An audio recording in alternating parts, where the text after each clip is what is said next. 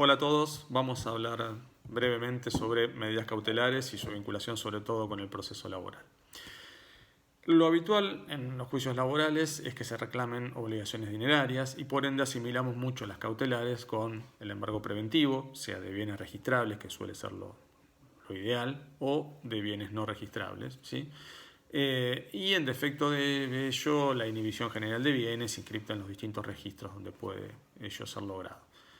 Sin embargo, no hay que descartar la posibilidad de que otras medidas puedan colaborar. El caso de la intervención recaudadora, con todos sus bemoles, la prohibición de innovar sobre, por ejemplo, una habilitación comercial o un fondo de comercio. Y hay otros expedientes donde el objeto procesal tiene que ver con otro tipo de obligaciones, por ejemplo, de hacer o no hacer. Y en esos casos pueden ser fundamentales medidas como la prohibición de innovar o medidas cautelares genéricas y dentro de ellas la estrella que sería la medida innovativa, muy amplia por cierto en el potencial contenido. Por supuesto que estas últimas medidas y sobre todo la innovativa suelen ser aplicadas estrictamente, con lo cual es bastante difícil de obtenerlas, pero bueno, dependiendo de las circunstancias del caso y la prueba que uno pueda producir, puede ser un camino a intentar. Como sabemos, los dos presupuestos tradicionales para conseguir el dictado de una medida cautelar son la verosimilitud en el derecho y el peligro en la demora. Respecto del primero, podríamos decir siempre hacer hincapié en la existencia de presunciones legales, sean de normativa sustancial o de normativa procesal que puedan aplicar al caso, la existencia de presunciones hominis que surjan justamente del propio proceso, ¿sí? Un tema fundamental para mí, la conducta de las partes durante el intercambio epistolar, por ejemplo, y sobre todo en el proceso judicial, qué tipo de defensas hubo, si hubo opacidad del demandado, si cumplieron con la carga de alegación de los hechos y si parece seria la prueba ofrecida, si esa prueba se está produciendo. Hablamos sobre todo de la prueba escrita, ¿no? Porque la prueba oral en principio se va a estar produciendo recién en la audiencia de vista de causa. Si existe jurisprudencia favorable, son distintas cuestiones que pueden servir para ir, digamos, fundando frente al órgano jurisdiccional la existencia de verosimilitud en el derecho. El otro gran presupuesto, el peligro en la demora, y sus dos vertientes, diría yo. Por un lado, lo que podríamos llamar un peligro genérico, a veces soslayado o que no tiene la suficiente relevancia para la jurisprudencia, pero que entiendo que es importante. Y ahí tenemos para invocar, en principio, la morosidad judicial, ¿sí?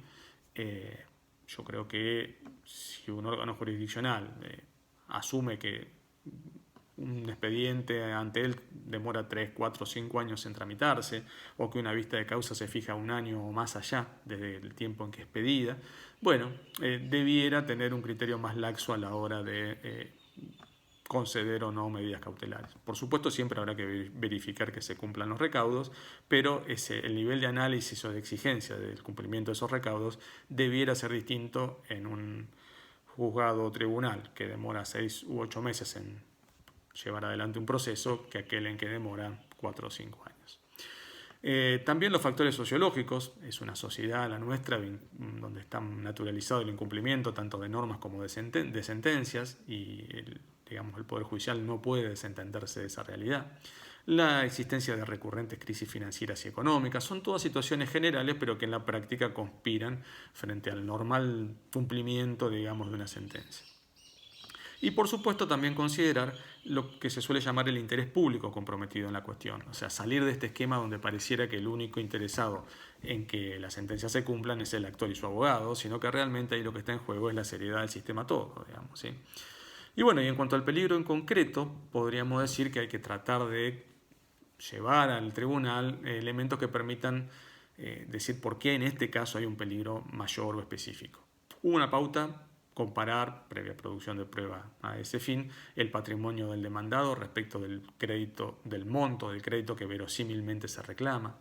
Si existen otros incumplimientos en otros procesos judiciales, en procesos administrativos, deudas bancarias, en mora, deudas fiscales y sobre todo aportes y contribuciones a la seguridad social, ¿sí? Y también a la hora de evaluar el peligro, reitero aquí también lo que decía respecto de las conductas de las partes durante el intercambio epistolar, durante el proceso, ¿sí?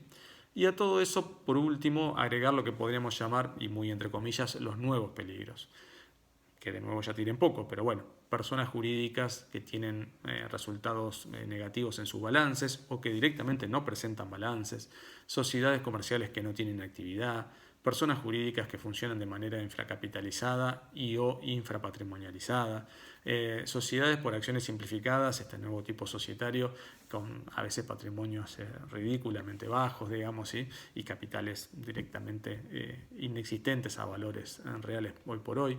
Así que bueno, son muchas fideicomisos con actuaciones también a veces muy controvertidas, digamos, ¿sí?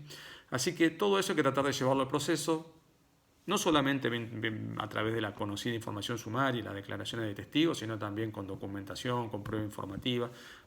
Muchos son los medios probatorios que aquí pueden hacerse valer.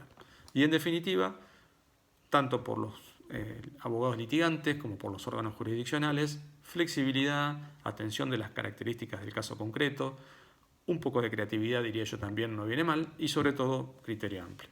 Muchas gracias.